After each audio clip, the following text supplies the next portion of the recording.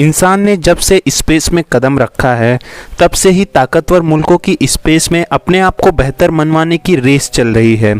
और हमने देखा कि कैसे वर्ल्ड वॉर 2 के बाद अमेरिका और रशिया एक दूसरे को नीचा दिखाने के लिए स्पेस में पहले पहुंचना चाहते थे, लेकिन ये कंपटीशन अब जंग में कन्वर्ट हो रहा है और इस खेल में अब चाइना की भी एंट्री हो गई है। तो आज की इस वीडियो में इसी बारे में जानेंगे कि कैसे दुनिया स्पेस वॉर की तरफ बढ़ रही है और किस तरीके से स्पेस वॉर लड़ी जाएगी। तो अगर आपने अभी तक हमारे चैनल को सब्सक्राइब नहीं किया है तो चैनल को सब्सक्राइब कर लीजिए। और हमारी वीडियो 80% लोग देखते हैं लेकिन चैनल को सब्सक्राइब नहीं करते। अगर वीडियो अच्छी लग रही हो तो चैनल को ज़रूर से सब्सक्राइब कर लीजिए, क्योंकि हम आपके लिए इसी तरीके की इंफॉर्मेटिव वीडियो आगे भी लाते रहेंगे।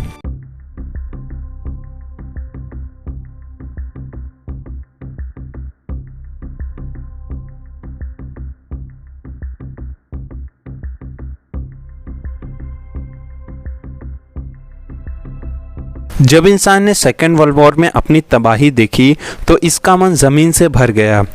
अब उसे ऐसी जगह चाहिए थी जहां कोई रोक टोक ना हो, जी भरकर अपनी भड़ास निकाली जा सके, और इसे ये जगह स्पेस के रूप में मिल गई।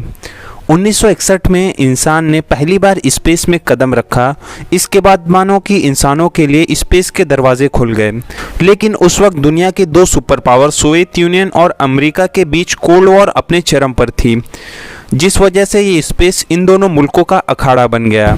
1962 में अमेरिका ने सोवियत यूनियन को नीचा दिखाने के लिए दुनिया से छुपकर स्पेस में एटॉमिक धमाका कर दिया। अमेरिका असल में एक एटॉमिक तजर्बा करना चाहता था। वो ये देखना चाहता था कि अगर स्पेस में जंग हुई तो इसका इम्पैक्ट क्या होगा और इससे कैसे डील किया जा सकता है।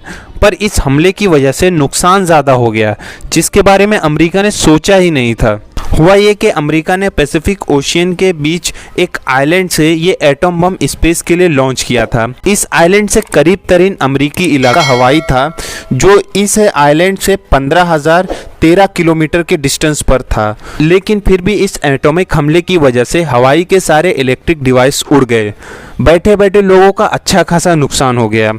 इस धमाके की वजह से एक और बड़ा नुकसान हुआ कि अर्थ के ऊपर एक रेडिएशन बेल्ट बन गई, जिसकी वजह से कई सैटेलाइट काम करना बंद हो गए। इन सैटेलाइट में इंग्लैंड का एक मिलिट्री सैटेलाइट भी शामिल था। ये रेडिएशन बेल्ट कई सालों तक हमारी धरती के गिर्द मौजूद रही और बहुत से मुश्किलात की वजह बनी। लेकिन उस वक्त इतनी सैटेलाइट ना होने की वजह से दुनिया को इसका असर इतना फील नहीं हुआ। कहा जाता है कि इस हमले से अमेरिका ने स्पेस वॉर का आगाज कर दिया। इस हमले के जवाब में सोवियत यूनियन ने भी स्पेस में एटॉमिक हमला करके अपनी ताकत अमेरिका को दिखाई। दो ताकतवर मुल्क एक दूसरे को नीचा दिखाने के चक्कर में हमारी जमीन को बर्बादी की तरफ ले जा रहे थे। लेकिन इन हमलों में दिक्कत ये थी कि इन दोनों मुल्कों के सैटेलाइट भी इन हमलों में खतरे में थे और इन सैटेलाइट पर इन मुल्कों का बहुत सारा पैसा लगा हुआ था। तो इस पैसे को सामने रखते हुए दोनों मुल्कों ने कुछ देर के लिए इन हमलों को रोकने का फैसला किया और फिर इस सुलह के बाद से किसी ने भी स्पेस में एटॉमिक हमला नहीं किया। लेकिन इन दोनों मुल्कों ने एक दूसरे पर भरोसा भी नहीं किया और रशिया और अमेरिका अपने मुल्क में ऐसे इंफ्रास्ट्रक्चर बनाने पर जोर दिए कि स्पेस में होने वाली हलचल पर पूरी तरह नज़र रखी जा सके और फ्यूचर में अगर कोई स्पेस में वॉर होती है तो इसे आसानी से निपटा जा सके। आपको समझाने के लिए बता दूं कि पहले मुल्क अपने देश की हिफाजत के लिए या जंग लड़ने के लिए ज़मीनी, हवाई और बहरी फौज रखते थे। लेकिन इस वाक़े के बाद से ताकतवर मुल्क जैसे अमेरिका और रशिया ने स्पेस में लड़ने के लिए भी फौज बनानी शुरू की और इसी को देखते हुए अमेरिका ने ऑफेट एयरबेस बनाया। यहाँ अमेरिका की स्पेस आर्मी है, जिसका ये काम है कि वो स्पेस में अमेरिका के एसेट की हिफाजत कर सके और अगर स्पेस में जंग हो जाती है तो यहीं से अमेरिका इस जंग को ऑपरेट करेगा। ये एयरबेस अमेरिका के डिफेंस बेस पेंटागन की जान समझा जाता है। 2018 में डोनाल्ड ट्रंप ने इस आर्मी को ऑफिशियल तौर पर मंजूरी दे दी और अब ये आर्मी ऑफिशियली तौर पर अपना काम अंजाम दे रही है, जो कि पहले ये आर्मी खुफिया तौर पर काम करती थी। जहां अमेरिका अपनी स्पेस आर्मी को बेहतर से बेहतर करता जा रहा था तो वहीं रशिया कहां पीछे रह सकता था। रशिया ने भी अपनी स्पेस आर्मी दुनिया के सामने लॉन्च कर दी। रशिया ने इस आर्मी को 1 अगस्त 2015 को लॉन्च किया।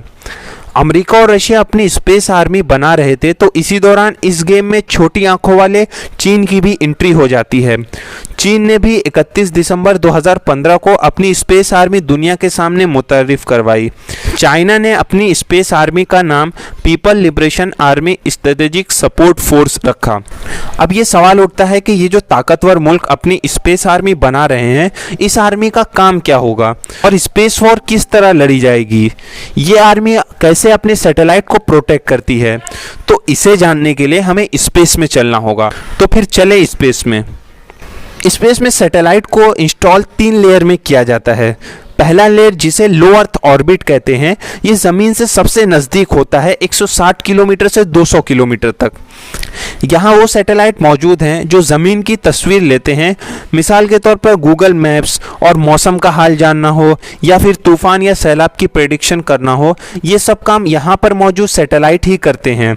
इसके अलावा किसी पर्सन या कंपनी की जासूसी करना हो तो ये सब काम भी यहीं पर मौजूद सैटेलाइट की मदद से होता है। जैसे अभी अफगानिस्तान में अलकायदा के हेड अल जवाहिरी को अमेरिका ने मारा, तो उसकी भी जासूसी यहाँ मौजूद सैटेलाइट से ही हुई थी। इस ऑर्बिट में इंटरनेशनल स्पेस स्टेशन भी है, जिसका यूज़ पूरी दुनिया के साइंटिस्ट मिलकर करते हैं। ये स्पेस स्टेशन पीसफुल काम के लिए इस्तेमाल होता है, ये स्पेस वॉर के लिए इस्तेमाल नहीं होगा। आपको बता दूं कि लो अर्थ ऑर्बिट में सबसे ज़्यादा सैटेलाइट मौजूद है।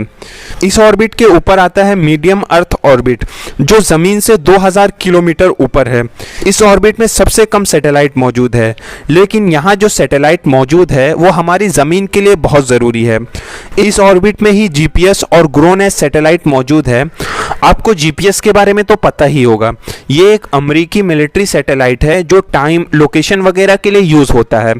इसका यूज़ अमेरिका दुनिया भर में फैले अपने मिलिट्री एयरबेस जो सैकड़ों में है, इसे मॉनिटरिंग करने के लिए यूज़ करता है। लेकिन उसी के साथ साथ ये सिविलियंस को भी जीपीएस की सुविधा प्रोवाइड कराता है, और सेम यही काम ग्रोनेस सैटेलाइट भी करता है जो रशिया की सैटेलाइट है। इस ऑर्बिट के ऊपर आता है जियो स्टेशनरी ऑर्बिट, जो 35,000 से 40,000 किलोमीटर ऊपर है ज़मीन के। ये वही ऑर्बिट है जिसका ताल्लुक सीधे स्पेस वॉर से है। इस ऑर्बिट में मौजूद सैटेलाइट ज़मीन के साथ गर्दिश करते हैं। इससे ये होता है कि ये एक जगह फिक्स रहते हैं। इसे समझने के लिए बता दूं कि पहले जब हमें टीवी में कोई चैनल देखना होता था तो डिश एंटीना को हिलाकर चेक किया जाता था और एक खास जगह पर वो चैनल आने लगता था। तो इस ऑर्बिट में इसी तरह की सैटेलाइट मौजूद होती है जो एक जगह फिक्स होती है। मिसाल के तौर पर telecommunication, TV channels, radio station वगैरह के जो सैटेलाइट होते हैं वो इसी ऑर्बिट में मौजूद होते हैं। इन सब सैटेलाइट के अलावा यहाँ अमेरिका की वो सैटेलाइट भी मौजूद है जो इसने अपनी हिफाजत के लिए तैनात की है। ये सैटेलाइट दुनिया में किसी भी कोने से अगर हमला होता है अमेरिका पे तो एक्यूरेट जानकारी देती है, और यही वजह है कि तीनों ताकतवर मुल्कों की नज़र इस ऑर्बिट पर सबसे ज़्यादा है। तो आई होप अब आपको समझ आ गया होगा कि स्पेस में कौन सी सैटेलाइट कहाँ मौजूद है और इसका काम क्या है।